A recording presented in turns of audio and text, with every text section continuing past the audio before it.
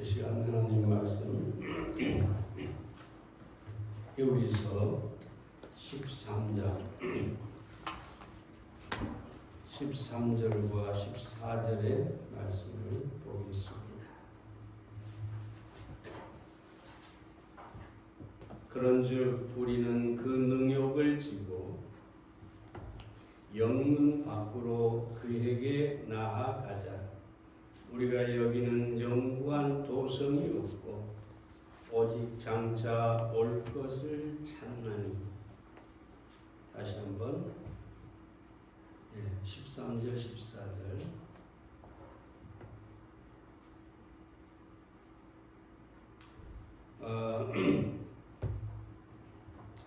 다시 한번 읽으려고 했는데 그럴 필요는 없을 것 같습니다.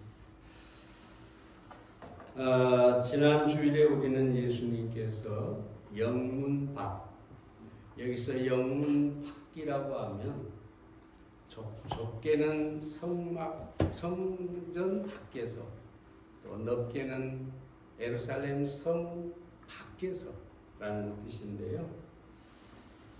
히브리서 기자는 성문 밖에서 십자가를 지신, 골고다에서 십자가를 지신 예수님께 우리도 그 능력을 지고 나아가자라고 말하고 있습니다.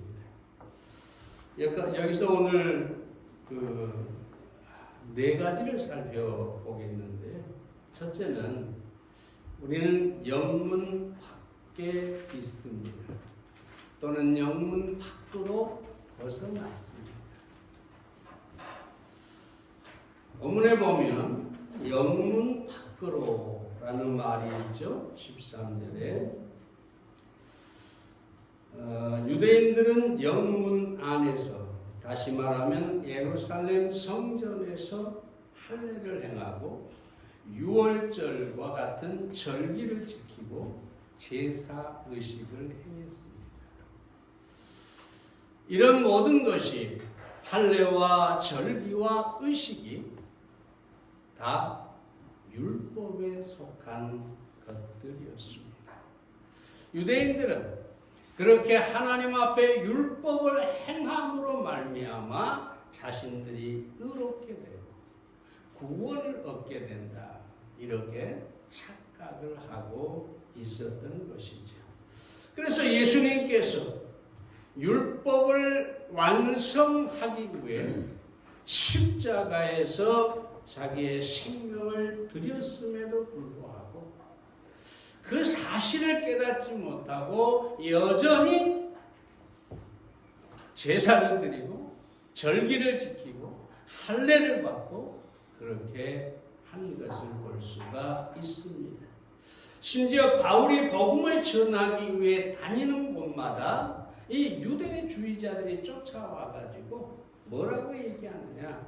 너희가 모세의 법대로 할례를 받지 아니하면 능히 구원을 얻지 못하리라. 사도행전 15장 1절에 있는 말씀이죠. 그러니까 이 유대인들은 성전에서, 다시 말하면 영문 안에서 율법을 지켜야 의롭고 구원을 얻게 된다, 이렇게 생각했기 때문에 철저하게 그들은 그것을, 율법을 지킨 것을 볼 수가 있습니다. 그러나 우리가 알아야 할 사실은 이 율법을 지키는 자들은 율법 아래에 있는 자들이고, 율법 아래에 있다는 것은 저주 아래에 있다는 말과 같은 것입니다. 율법 아래에 있다는 것은, 법 아래에 있다는 것은 곧 정죄 아래에 있다, 그 얘기와 같은 것이죠. 그래서 갈라디아 3장 10절에 보면 이 율법의 행위에 속한 자들은 저주 아래에 있다. 골로새 2장 16절에서는 그러므로 먹고 마시는 것과 절기나 월삭이나 안식일을 인하여 누구든지 너희를 평론하지 못하게 너희를 판단하지 못하게 하라. 왜 율법을 지키지 않느냐? 그렇게 비판하고 판단하고 정죄하지 못하게 하라. 왜냐하면 우리는 영문 안에 있는 것이 아니라 영문 밖에 있기 때문입니다. 이 말을 다시 말하면 우리는 율법 아래에 있는 것이 아니라 율법을 벗어나 있기 때문입니다.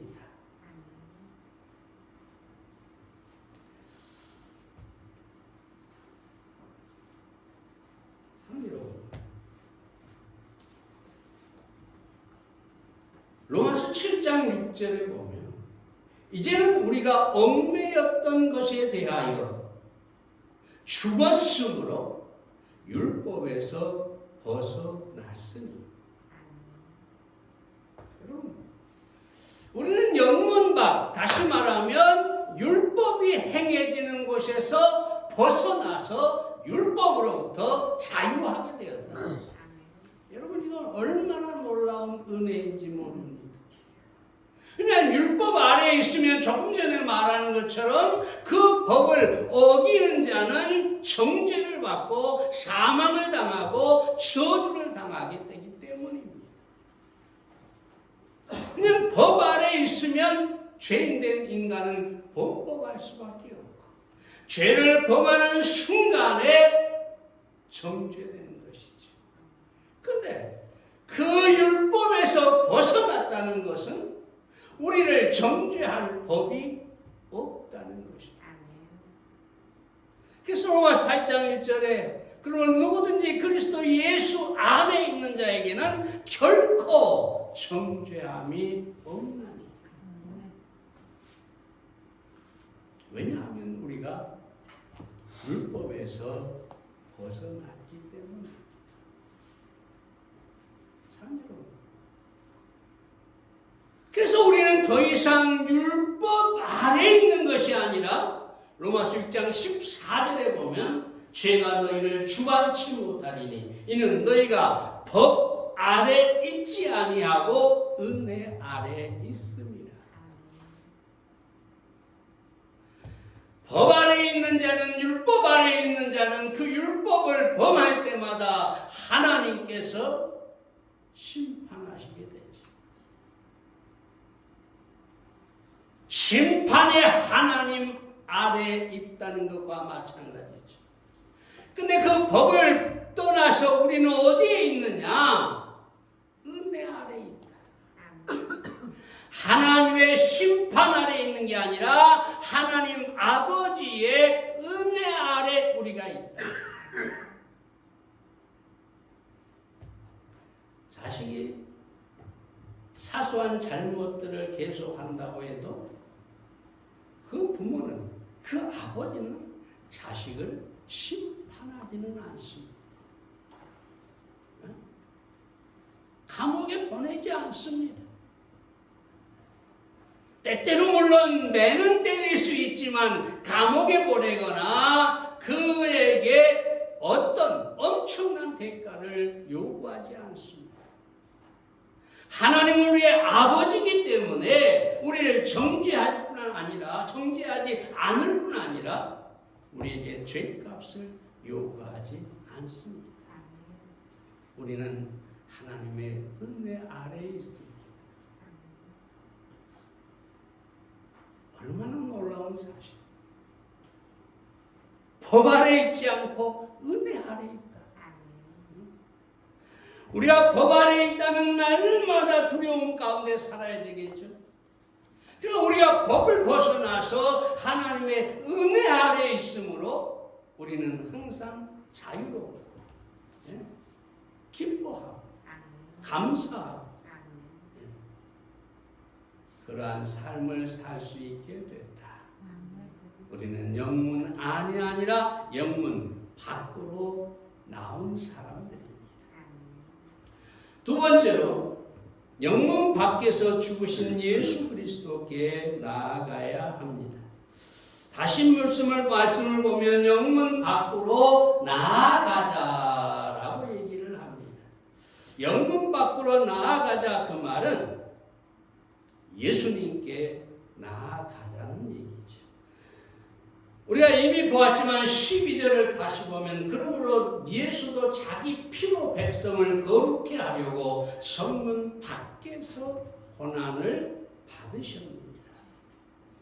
다시 말하면 우리에게 영문 밖으로 나가자라고 하는 말은 예수님께서 돌아가신 골고다의 십자가로 나아가자라는 말입니다.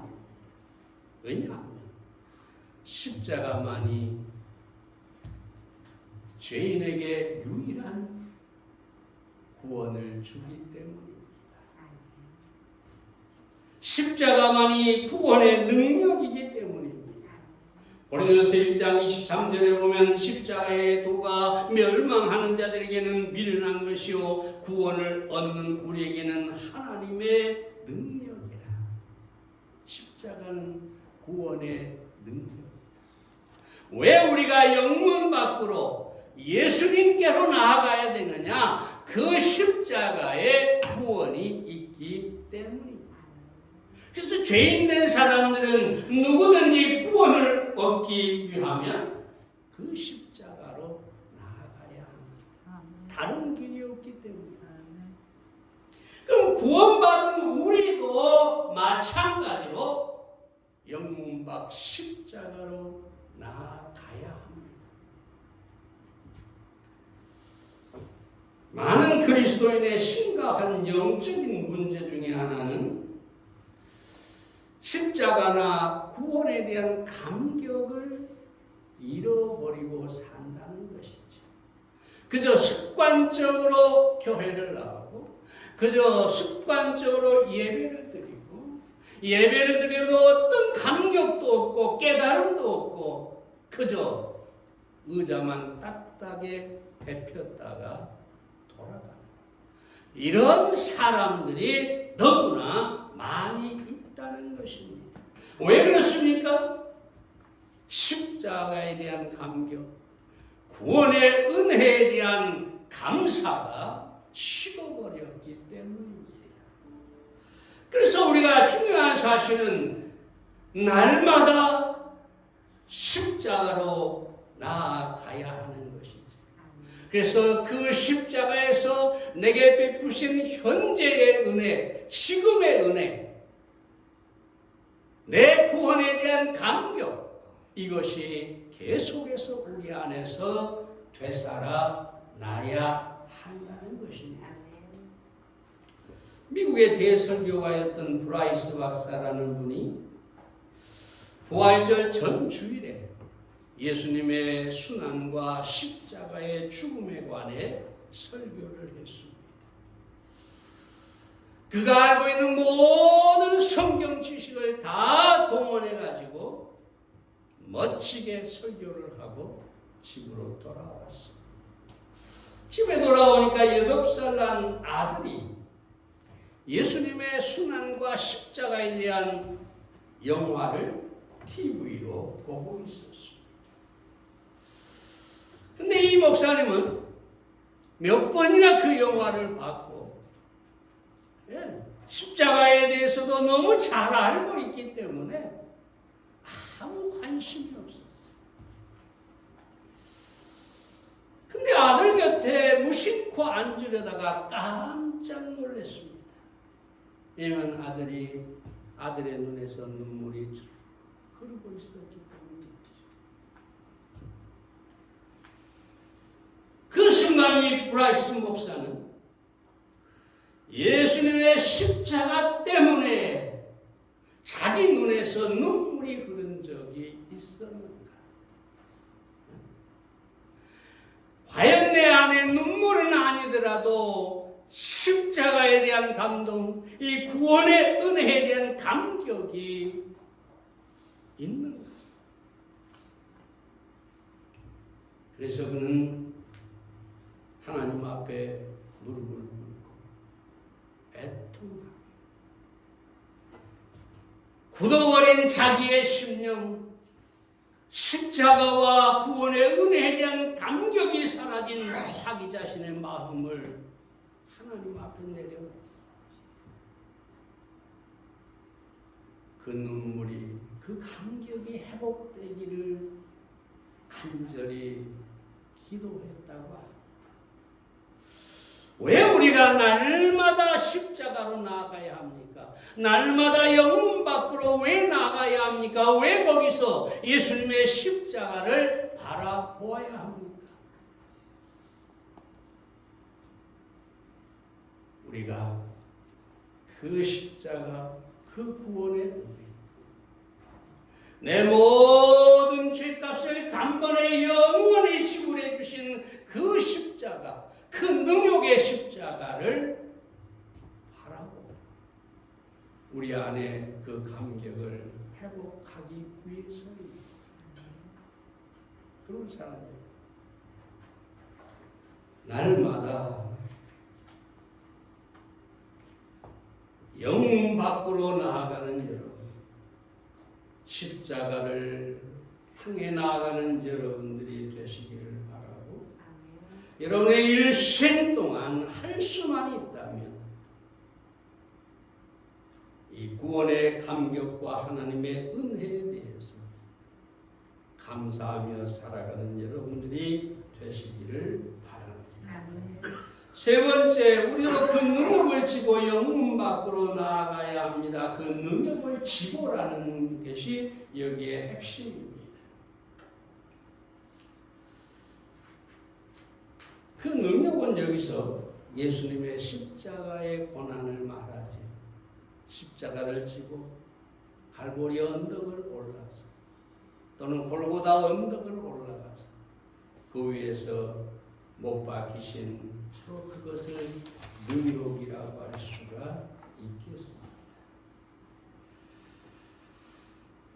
그 능력을 우리도 져야 한다라는 말은 우리가 구원을 위해서 또는 의로움을 얻기 위해서 무엇인가를 해야 한다, 고난을 당해야 된다, 결코 그런 얘기는 아닙니다. 왜냐하면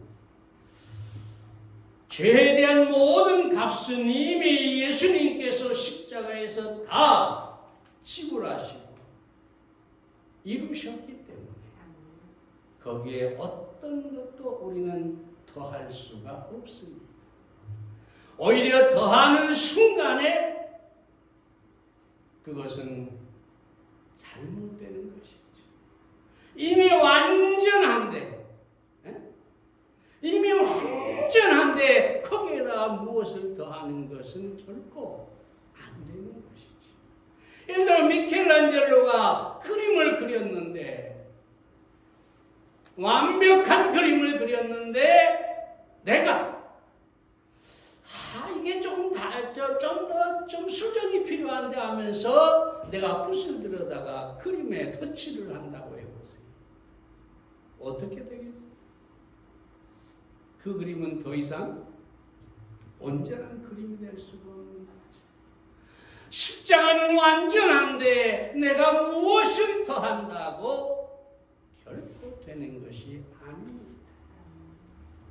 예수님께서 다 이루셨다라고 하셨으므로 우리는 이루신 그 십자가를 향해 나아가서 하나님의 은혜로 오직 구원을 얻으면 그만인 것입니다.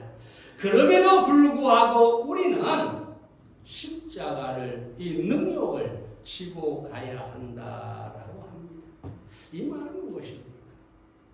예수님이 십자가를 진 능력은 늘 말씀드렸지만 하나님의 뜻을 위해서 고난을 당하고 값을 지불하는 것을 의미합니다. 그래서 우리도 능력을 진다, 그 말은 우리가 예수님처럼 하나님의 뜻을 위해서 기꺼이 고난을 당하고 값을 지불할 줄 알아야 한다. 그 의미인 것이죠. 여러분, 고난에 대해서 어떤 사람이 이렇게 얘기를 했어요. 네 학급으로 나누는데, 첫째는 고난은 견딜 수 없다고 불평하며 아주 무거운 멍에로 여기는 그런 학급, 그런 단계입니다. 대부분이 그렇죠. 고난을 당하면 왜 나만? 왜 하필이면 나에게? 하면서 원망하고 불평하죠. 두 번째 학급은 참고 견딘다며 고난을 주의 이름으로 참는 학급입니다. 근데 이 단계는 견디기는 견디는데 평강이 전혀 없습니다. 억지로 아이고 죽겠다. 아이고 무겁다. 아 도저히 참을 수가 없다. 그러면서 견디는 것이죠. 세 번째는 고난을 견딜 수 있다는 믿음으로 고난 중에 평화를 누리는 그런 학급, 그런 단계입니다. 이러한 고난은 주로 외부에서 오는 고난을 말하는데 그 고난을 당할 때 믿음으로 당하는 거죠. 주님이 나와 함께 하신다. 합력하여 선을 이루실 것이다. 그러면서 그 고난을 기뻐하고 감사하면서 당하는 단계입니다. 이 단계는 상당히 성숙한 단계죠. 마지막 네 번째 학급은 고난 당할 필요를 알고 또 고난의 유익을 알고 적극적으로 고난을 짊어지는 학급 단계입니다. 스스로 고난을 찾아서 짊어진다는 거죠. 예를 들어서 어떤 교회나 어떤 선교나 어떤 일에 필요가 있는데 모든 사람이 다 그냥 그런갑다. 근데 이 네 번째 단계 사람은 어떤 사람이냐? 내가 그 짐을 져야겠다. 내가 감당해야 되겠다. 우리 주님을 위해서 내가 희생을 해야 되겠다.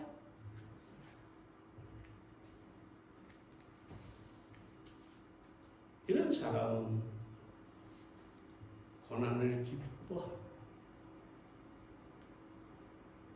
그 헌신과 희생을 통해서 오히려 하나님의 뜻을 이루는 그런 사람을 말합니다. 골로새 1장 24절에 바울이 보면 내가 이제 너희를 위하여 받는 괴로움을 기뻐하고, 사실 바울은 괴로움을 받을 필요가 없죠. 고난을 그냥 예루살렘에 살면 돼요. 편안하게 그저 하나님을 찬송하며 살아가면 돼요. 근데 이방인의 선교사로 나가서 너희를 위해 받는 괴로움을 기뻐하고, 그럼 바울 때로는 천막을 지으면서 복음을 전하고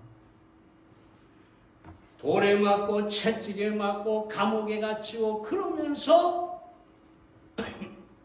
교회를 위해 스스로 그 고난을 감당하는 것을 보게 됩니다. 이런 것이 가장 성숙한 단계이죠. 하나님의 뜻을 위해서, 정말 하나님의 일을 위해서, 교회를 위해서 자기가 고난을 찾아서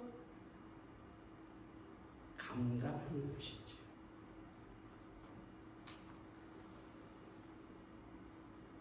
코르시카의 사틴이라는 마을에 예수님의 순환절이라고 하는 절기에 십자가를 지는 행렬 의식이 죄송합니다. 행해진다고 합니다.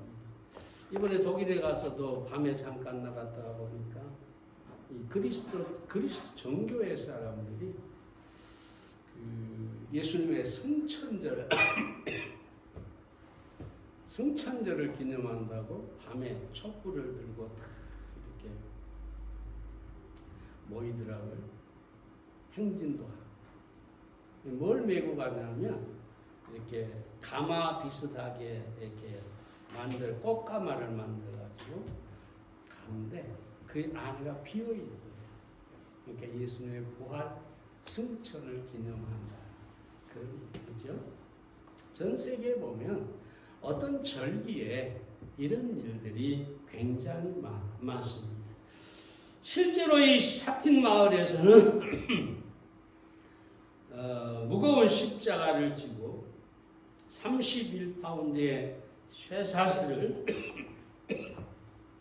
발목에 메고 1마일을 행진한다고 합니다. 왜 갑자기 그런지 모르겠어요. 발에서는 피가 흐르고 무거운 십자가 때문에 쓰러지고 또 쓰러집니다. 그리고 그래도 끝까지 땀과 피를 쏟으면서 십자가를 지고 간다고 합니다. 그런데 이런 십자가를 지는 역할을 얼마나 많은 사람들이 예약을 했는지, 자그마치 40년 동안 이미 예약이 꽉 차버렸다.